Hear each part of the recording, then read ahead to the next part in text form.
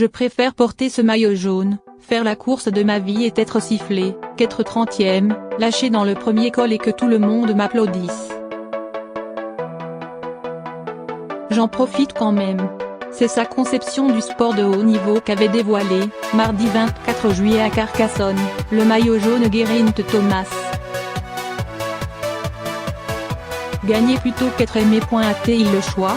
L'équipe Sky, qui inspirait au public un dédain poli jusqu'à l'an dernier, a été huée cette année, avec une intensité variable, de Noirmoutier aux Pays Basques. Christopher Froome, quadruple vainqueur de l'épreuve, a été le plus ciblé par le public, qu'il soit français ou étranger.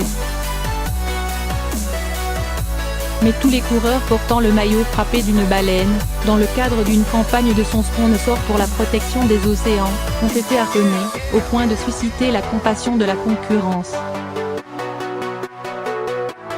L'équipe britannique s'apprête à remporter son 6e Tour de France en 7 ans, et son manager, Dave Brailsford, a eu beau jeu, lors de la 2e journée de repos, le 23 juillet, à Carcassonne, de mettre les sifflets sur le compte d'une haine du public français pour les vainqueurs. Jamais une équipe n'avait inspiré de tels comportements.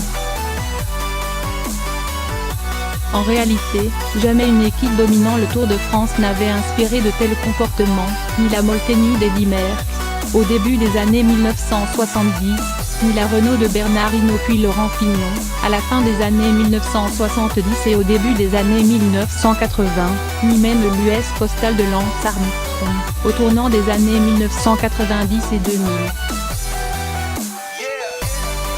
L'impression que l'équipe Sky achète, d'une certaine manière, ses victoires en offrant à ses leaders des moyens techniques incomparables et les meilleurs équipiers, a été renforcée par la résolution de l'affaire Froome, contrôlée avec un taux de salbutamol élevé lors du Tour d'Espagne 2017.